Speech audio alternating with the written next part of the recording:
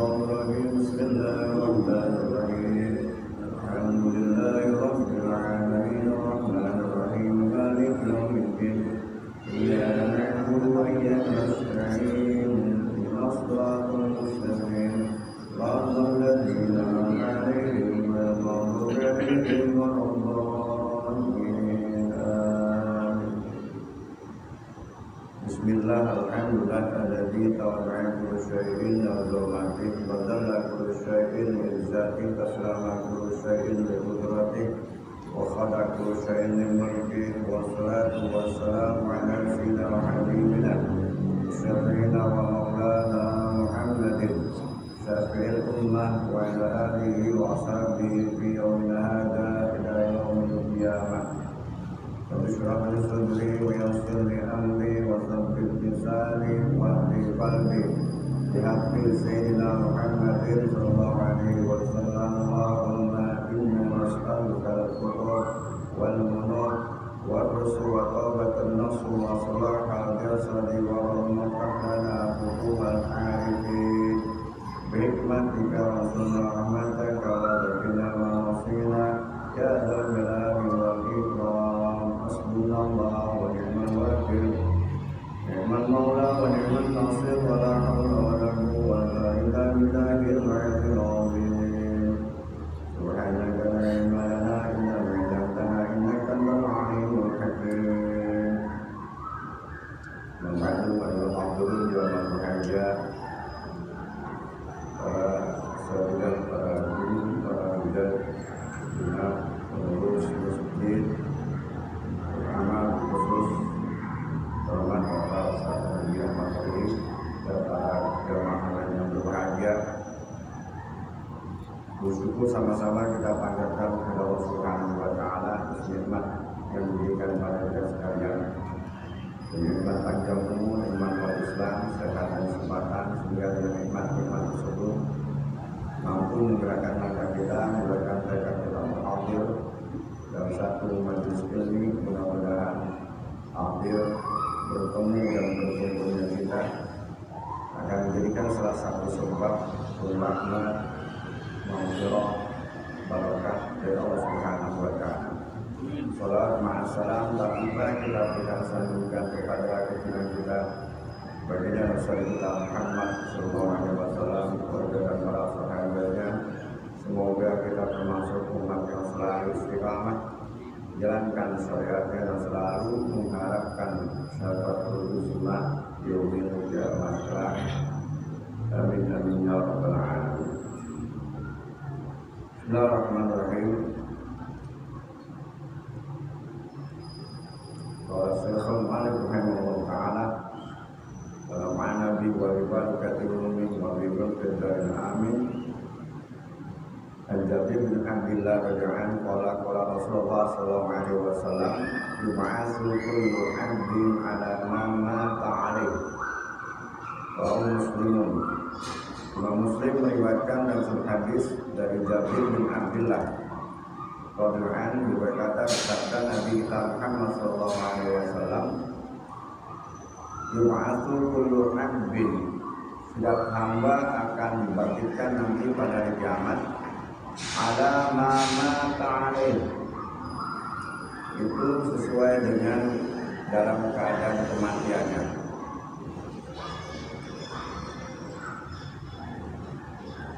Ada seorang ulama memberikan suatu pengertian ketika dibangkitkan Allah Subhanahu wa Ta'ala pada hari kiamat itu tergantung ketika dia dalam keadaan mati, ketika dia dalam keadaan meninggal. Sehingga ditafsirkan ayamutu ma ma'asya alaih wa yub'atsu ma'ala dzalik. Begitu juga kematian yang dia dapat ini sesuai dengan kebiasaan ketika dia hidup. Begitu juga ketika nanti di akhirat kelak dibangkitkan sesuai dalam keadaan kematian. Maksudnya adalah Allah Subhanahu wa Ta'ala memberikan kematian kepada hambanya ini tergantung kebiasaan hambanya ketika hidup. Maka ending daripada kehidupan manusia yaitu kematian. Ini kebiasaan hidup. Makanya kita disuruh oleh Nabi dia hati-hati di dalam berbuat. Kalau matinya dalam keadaan baik, maka nanti di akhirat kelak dibangkitkan dalam keadaan baik. Yang maksud baik ini adalah kehidupan ini dalam keadaan baik, dan matinya pasti dalam keadaan husnul khotimah. Ya. Ayamutu ma'ala ma'asya wa yub'atsu 'ala dzalik. Kematian mereka yaitu kematian sesuai di atas daripada kehidupan mereka.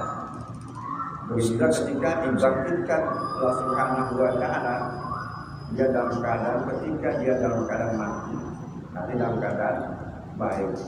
Makanya ketika kita masih hidup inilah kita minta mati dalam keadaan husnul khotimah.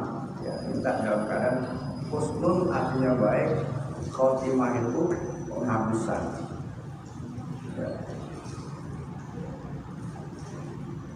Ketika Nabi sedang halaqah, Nabi memberikan pengertian kepada para sahabat. Ketika Nabi mengucapkan satu kalimat dengan idza radallahu ta'ala bi'abdin khairan, jika Allah menghendaki hambanya itu baik, istakmalahu, maka Allah buat dia mudah ibadah. Qalu, sahabat menjawab, kaifa istakmalu ya Rasulullah, bagaimana cara engkau membuat mudah hamba itu untuk melakukan kebaikan ketika akhir hayatnya. Qala Rasulullah sallallahu alaihi wasallam, "Yuwaffiquhu li'amalin shalih qabla mautihi." Allah memberikan taufik untuk mampu melakukan amal soleh qabla mautihi, sebelum kematian datang. Sehingga ketika dia mudah ibadah, kematian datang, niscaya dia mati dalam keadaan husnul khotimah. Jadi ending akhir kehidupan seseorang ini amat sangat penting. Apakah husnul khotimah atau husnul khotimah? Makanya kita berdoa selalu minta kepada Allah, ya Allah biha, ya Allah biha, ya Allah bihusnul khotimah. Atau Allahumma inni as'aluka husnul khotimah wa a'udzubika min su'il khatimah, ya. Atau dalam hadis lain katakan, Allahumma khtim lana bi husnil khatimah wa la takhtim lana bi husnil khatimah. Banyak doa-doa yang diajarkan Nabi, tujuannya apa? Kalau kita minta berdoa kepada Allah, Allah dikabulkan itu, maka Allah gampang gerakkan hamba itu, ya. Atau lebih panjang lagi, Allahumma tub alaina qabla maut, misalnya, Allah terimalah taubat saya sebelum mati. Jadi ketika sebelum wafat, taubat kita semua diampuni. Warhamna indal maut, maka rahmatilah saya ketika mati. Wala tu'adzibna ba'dal maut, dan jangan kamu siksa ya Allah ketika saya telah mati, baik dalam barzakh maupun selanjutnya dalam lainnya. Ya khalikal maut, duhai Allah yang telah menciptakan kematian, wa ya sami'as saut, yang telah mendengarkan rintihan-rintihan kematian. Ifatna minal afati wa'ati wal uqubat, pelihara kami dari bala dunia dan akhirat. Ya awalal awalin, wahai Allah yang pertama tidak ada permulaan. Wa ya akhiral akhirin, yang terakhir tanpa kehabisan. Akhir hayatana bi husnil khatimah, akhirlah kehidupan saya mati dalam keadaan husnul khatimah. Setiap orang selalu minta mati dalam keadaan husnul khatimah. Atau di dalam sujud terakhir ada ulama yang dengan syariat, ya, karena sujud terakhir ini adalah sujud yang mudah diijabah, ya. Ada waktu-waktu fadilah, waktu-waktu yang mudah dikabulkan ibadahnya ketika sujud terakhir. Sholat apa saja, apakah wajib maupun sunnah. Wasajidu yasjudu ala qadayamillah ta'ala.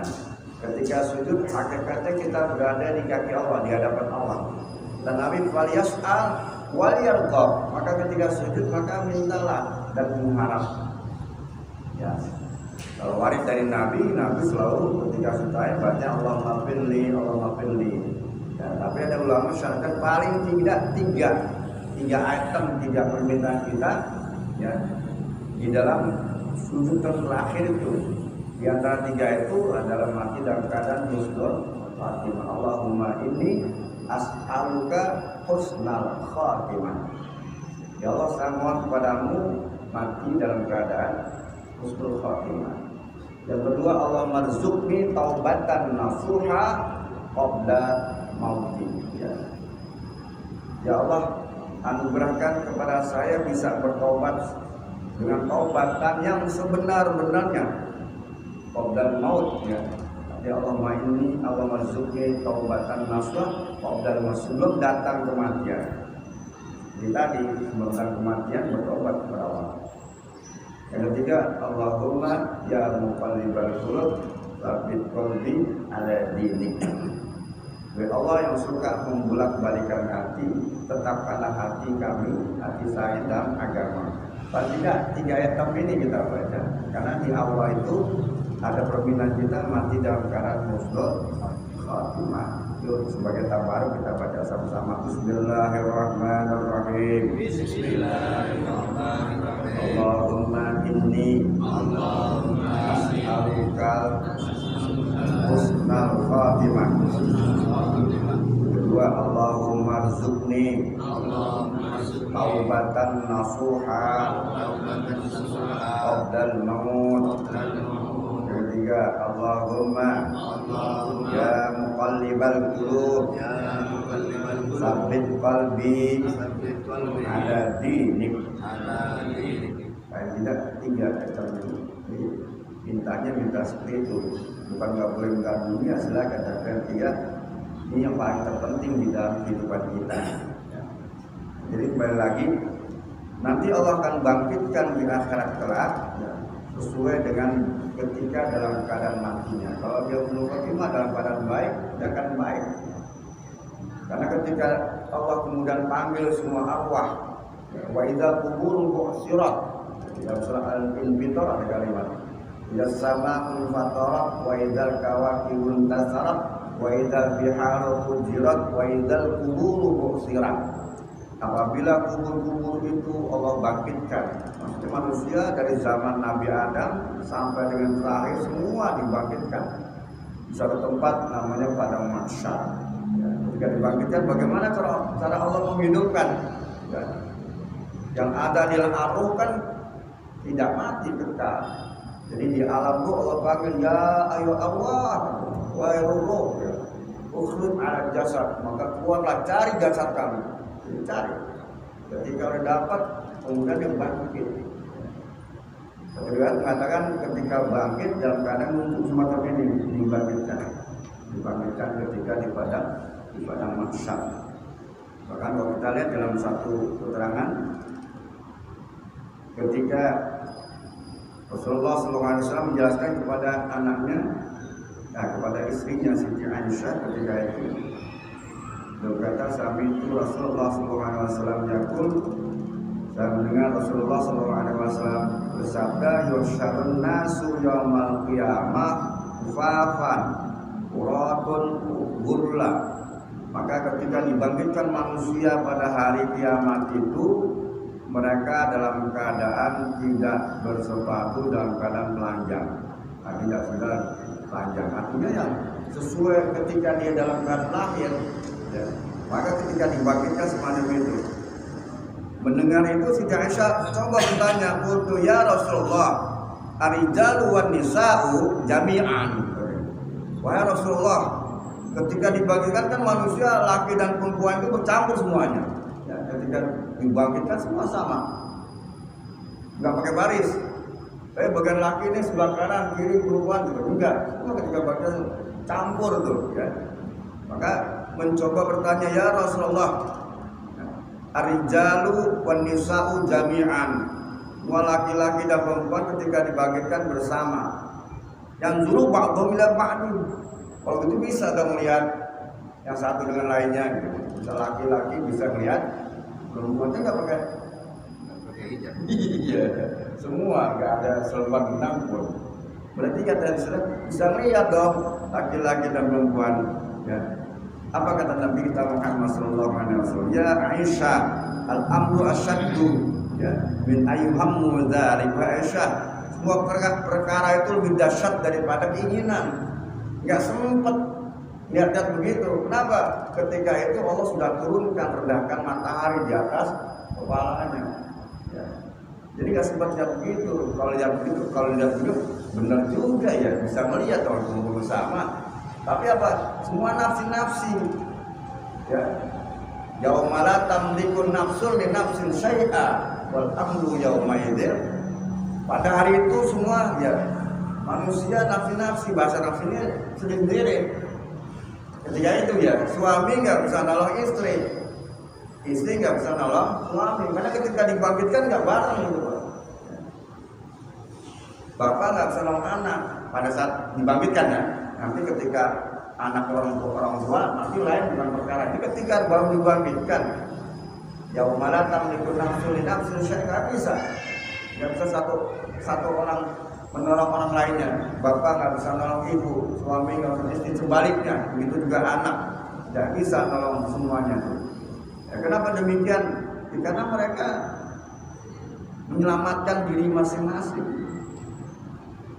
Betapa dahsyatnya saya sering bukakan hadis ini, karena hadis ini ya memberikan satu kekuatan iman kita, karena ini sifatnya kalau bahasa tauhidnya transdental, di luar akal kita. Karena kalau kita bicara kiamat, kita belum mengalami kiamat, tapi pengetahuan ini diajarkan kepada Nabi kita Muhammad SAW. Ini nanti loh terjadi kiamat semacam ini ketika dibangkitkan. Kembali karena kita belajar masalah keimanan, kepercayaan. Nabi Shallallahu Alaihi Wasallam bersabda ketika bumi ya menumbuhkan hancur tuh, ya sama unfatorot baidal kawakibun kas habis semua, atau dalam sahih takwir tidak syamsu kuwirat, ya semua kan matahari berbelah semua habis. Bumi ketika terjadi kiamat kubro itu nggak langsung Allah bangkitkan, menunggu dulu. Di dalam Ibnu Qayyim bahkan menunggu, kabarnya dalam Ibnu Qayyim 40 tahun baru Allah turunkan hujan. Dari hujan itu baru Allah bangkitkan. Ketika dibangkitkan dalam keadaan gelap gulita karena kan matahari hancur, tidak syamsu kuwirat, terburu matahari, nggak ada cahaya, mantul. Maka kemudian Allah ciptakan matahari. Jadi ketika manusia bangkit dalam keadaan gelap, Allah ciptakan matahari.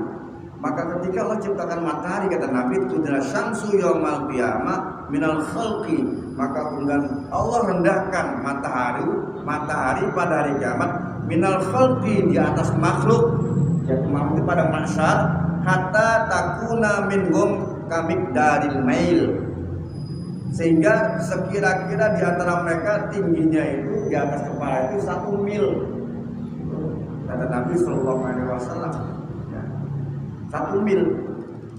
Maka yang terjadi pada itu, kata Nabi Sallallahu Alaihi Wasallam, wa yakunun nasu ala qadri a'malihim, maka manusia ketika itu tergantung kadar amalnya, gitu.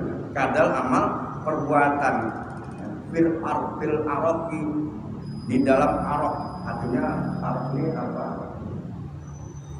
Keringat. Kamu dapat dahsyatnya ya.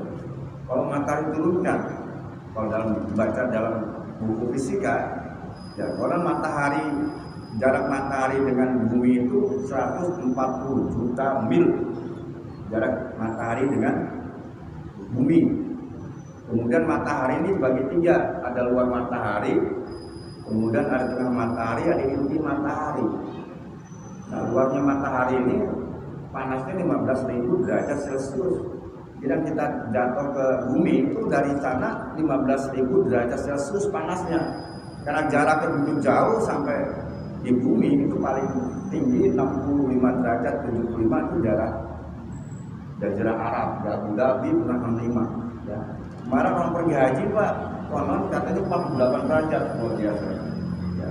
Itu saking jauh sepanjang itu.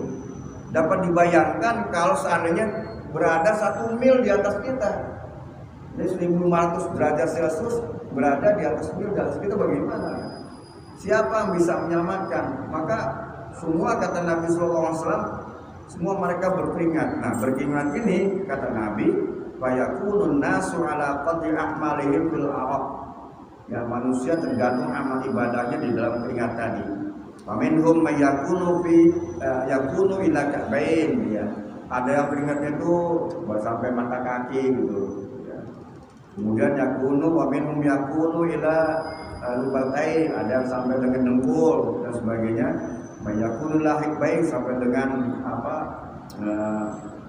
namanya mudah. Wa minhum mayuljimuhu araqi iljama, sampai dengan hidung yang seakan-akan iljama, seperti apa orang kusir ngambil tali itu tuh, harus begitu tuh, ini semacam itu. Itu kata Nabi Sallallahu Alaihi Wasallam. Jadi berkaitan dengan itu, jadi manusia nggak sempat lagi melihat kanan kirinya, sama-sama menyelamatkan dirinya sendiri.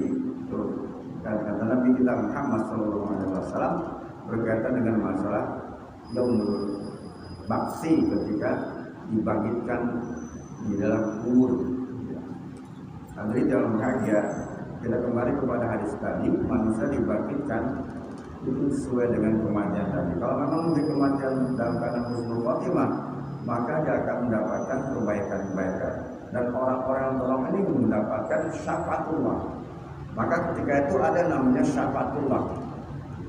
Ada syafaatullah, kan syafaat artinya pertolongan. Jadi belum ada pertolongan Nabi ketika itu, tapi yang ada adalah syafaatullah, yaitu pertolongan Allah Subhanahu wa Ta'ala. Jadi dalam bahagia demikian sekilas pandang tentang hadis tadi. Mungkin ada yang mau ditanyakan sekitar itu ataupun yang lain silakan.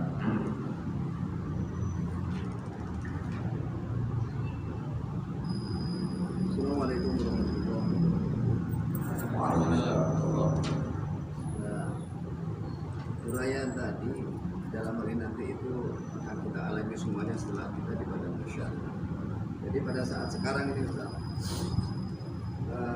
kaifiyah doa anak kepada orang tua saat sekarang ya, istilahnya orang tua kita yang sudah meninggal, kakek nenek kita yang sudah meninggal, ya itu diutamakan ahlinya dalam hal ini untuk mendoakan. Namun demikian kita tidak sedikit ada kegiatan tahlil, ada kegiatan yang 40 hari sampai 100.000 dan lain sebagainya, atau sampai haul. Doa yang disampaikan kepada leluhur masing-masing itu bagaimana prosesnya di alam saat sekarang ini, beliau di alam kubur?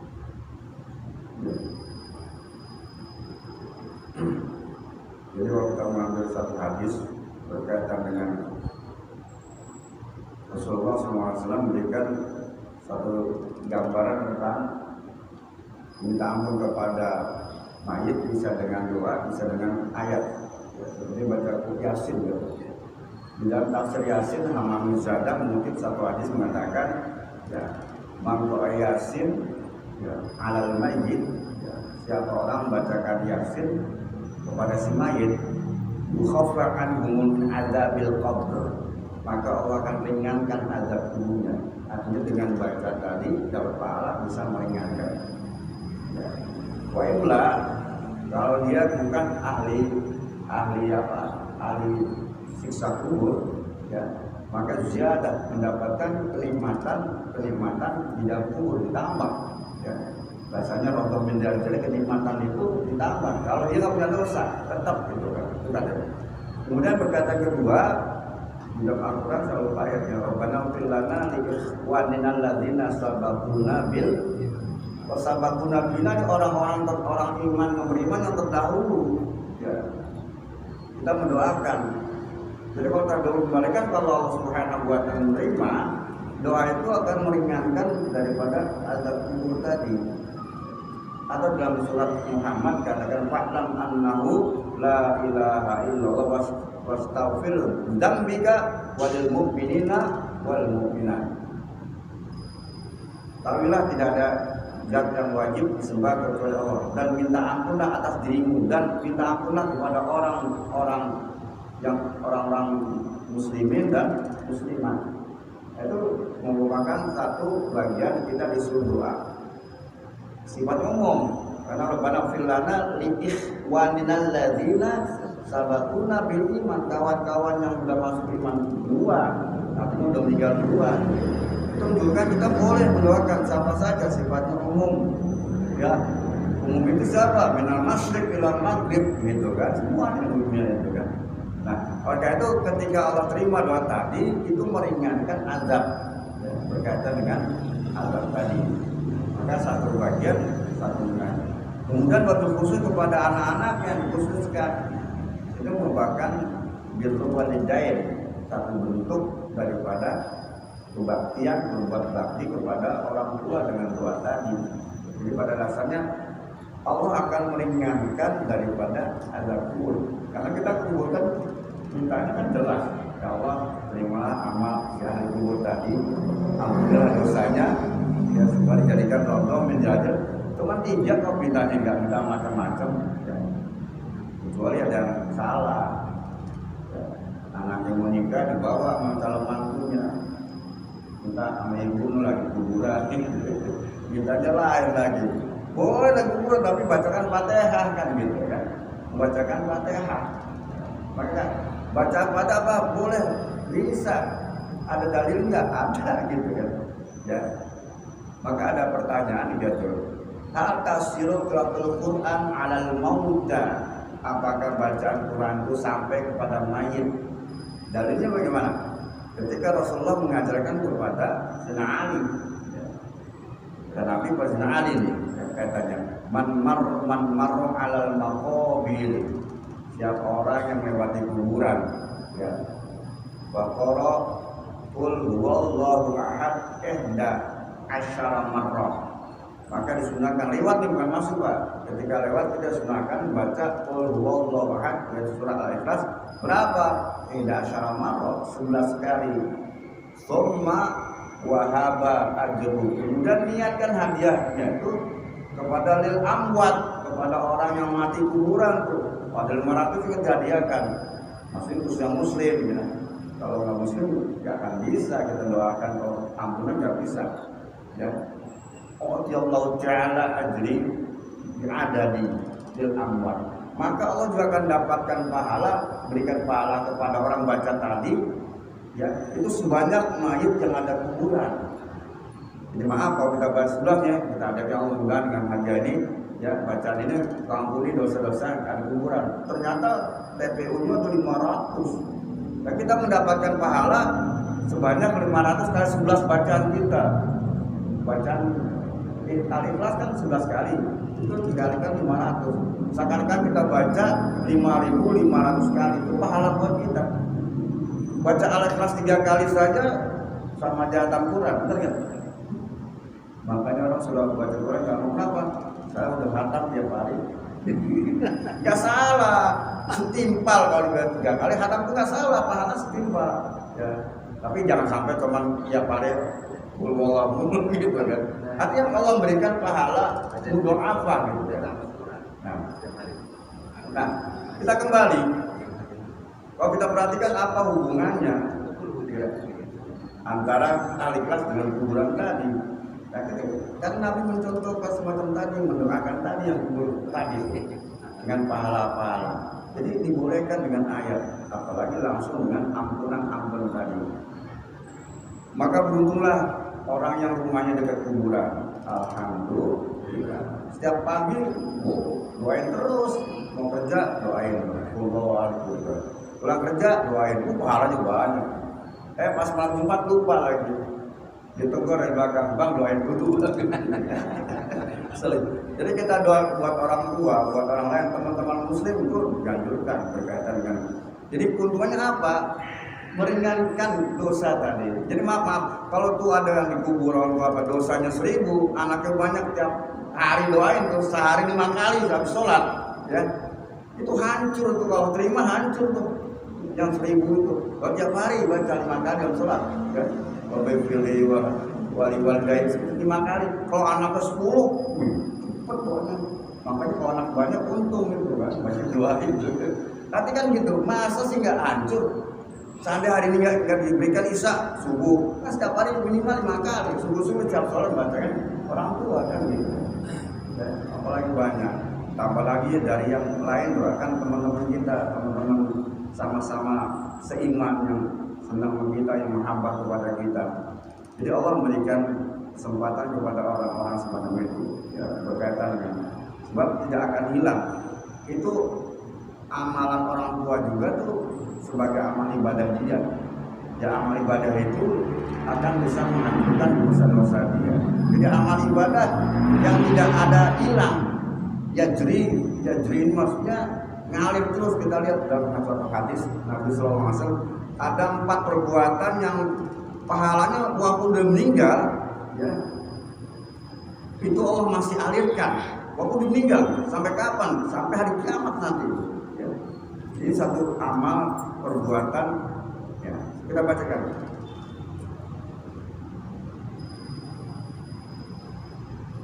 Hadis riwayat dari Imam Tabrani dari Abu Muhammad. Rasulullah SAW bersabda, "Arba'atun tajri 'alaihim ujurhum ba'dal maut." Ada 4 macam perbuatan yang pahalanya masih dialirkan buat si mayit. Ya. Orang meninggal ba'dal maut dan itu sudah meninggal, tapi tetap Allah. Kan secara logika orang udah meninggal nggak mungkin bisa berbuat amal, baca Quran nggak mungkin, nggak baca kan, tapi masih dapat pahala. Dari mana? Pertama kata Nabi, man mata murabitan fisabilillah, orang yang wafat ketika dia berjuang, mati syahid. Mati syahid itu selalu ngalir jasa-jasa dia, sebab perjuangan dia tuh masih Allah alirkan. Yang kedua, man alama ilman ujriyallahu amalu ma'umila bih. yaitu orang yang mengajarkan ilmu, ujida lahu amaluhu, dan dialihkan baginya amal tadi, ma'umilabi, selagi ilmu itu dimanfaatkan. Ya. Makanya nggak boleh ngajarin Fatihah itu pelit, jangan. Ada orang minta Fatihah kasih, jangan bilang Fatihah udah habis gitu. Sebab baca Fatihah diajarin, diamalkan tiap sholatnya jadi sah kan gitu kan. Itu pahala ngalir. Ya. Setiap yang diajarkan. Yang ketiga, waman tasaddaqa bisadaqatin fajruha yajri lahu ma wujidan. Barang siapa yang bersedekah dengan sedekahnya Allah alirkan, ya, pahala kemudian Allah alirkan bagi ma wujidan, selagi sedekah itu masih ada wujud. Ini kaitannya dengan infak, ya. Bisa wujud apa? Ya, dia misalnya wakaf gitu ya, masjid gitu kan, wakaf tanah, selagi tanah itu masih ada, ya, itu dialirkan. Pertamanya tetap dapat pahala. Kalau masuk ini kan masuk Fisabilillah itu kan pahalanya berapa? 700 kali lipat. Nah besok dialirkan itu tidak diketahui. Satu ulama mengatakan kalau tidak diketahui, Allah kadang-kadang memberikan ya bahasa kita, ya tergantung kemurahan Allah, main raut aja itu. Maka katakan sampai kapan? Selagi wujudnya ada. Maka kalau diwakaf misalnya masjid digusur, pindahin lagi uangnya, pindahin lagi masjid lain tuh. Selagi dipakai untuk sholat, pahalanya ngalir. Ini ngasih karakter mengalir terus gitu. Maka katakan amal jariyah, amal mengalir. Yang keempat, warajulun taraka waladan sholiha fa huwa yad'ula. Yaitu seorang yang meninggalkan anak yang soleh, kita meninggal anaknya soleh, fa huwa yad'ula, anak itu mendoakan. Nah, selagi anak mendoakan dia dapat pahala, dialirkan Allah. Sebab baik kenapa? Karena orang tuanya, kan orang tua punya hak dan kewajiban. Jadi kewajibannya sudah tunaikan sehingga anak soleh. Itu salah satu bagian yang ketika manfaatnya, ketika kita mendoakan orang-orang yang sudah meninggal, ya, yaitu intinya adalah ampunan. Jadi mengurangi daripada siksaan di dalam kubur. Ya. Mungkin itu lagi. Ya, terima kasih.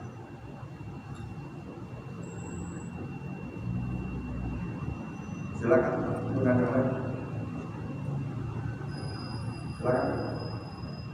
Ada bertanya? Ya Pak Jumat. Ya.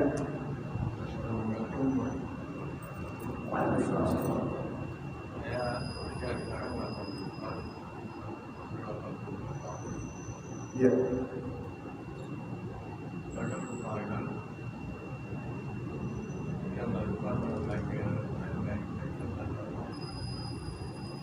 Kurang kenceng, saya kurang kenceng.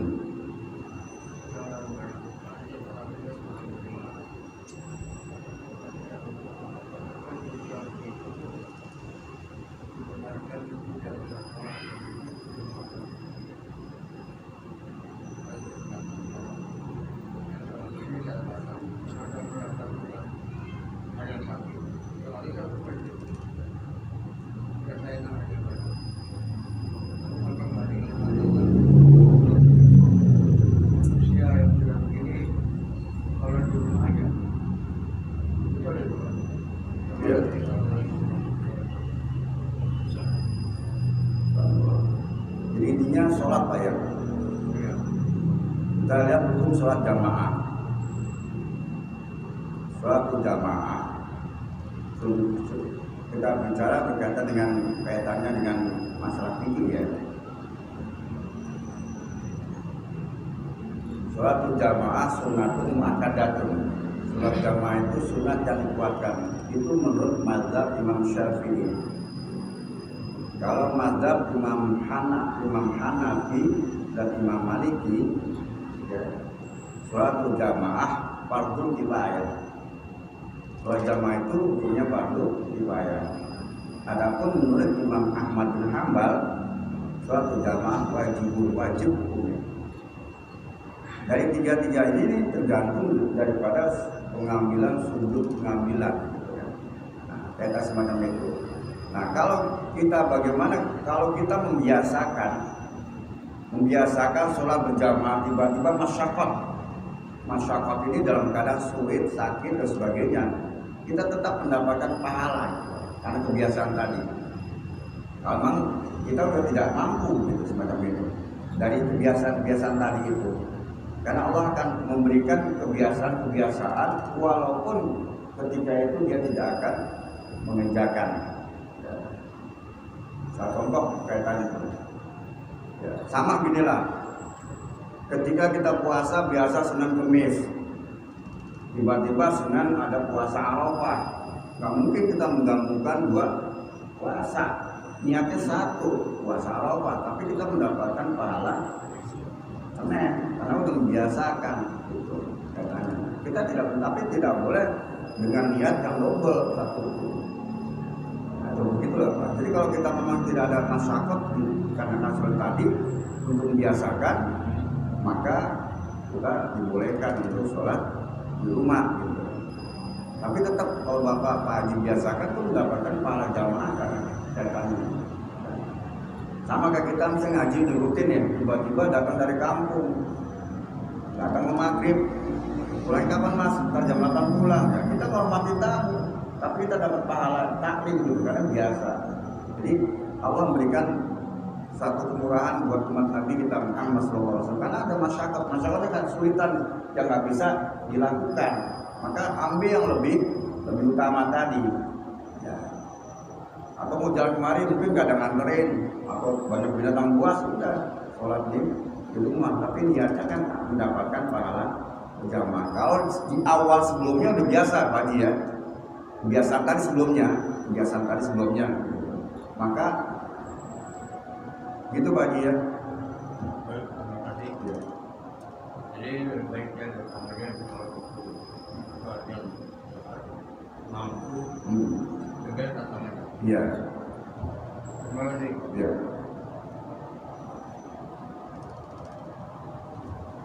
Ada yang lain? Terakhir, Mas Tati mungkin ada yang mau. Kayaknya malu-malu mau nanya. Pas.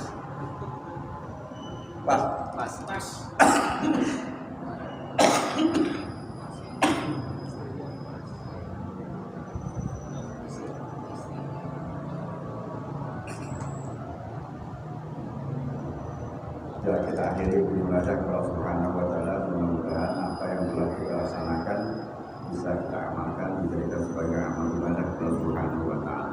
Bismillahirrahmanirrahim. Alhamdulillah alamin. Allahumma shalli ala Muhammadin wa ala ali sayyidina Muhammad. Allahumma alimna ma bayyana wa alimna uluman nafi'a wa sababa lima ghfirati dzunubina. Allahumma hdina min indik wa bin alaina min fadlik wa su'alaina min rahmatik wa su'alaina min barakatik wa bisnari basa'afik wa afiatik fid dunya wa dunya wal akhirah. Rabbana atina fid dunya hasanah wa fil akhirati hasanah wa qina adzabannar. Sallallahu Muhammadin wa ala alihi ajma'in walhamdulillahi rabbil alamin. Subhanaka wa bihamdika asyhadu an la ilaha illa anta astaghfiruka wa atubu ilaik. Assalamualaikum warahmatullahi wabarakatuh. Waalaikumsalam.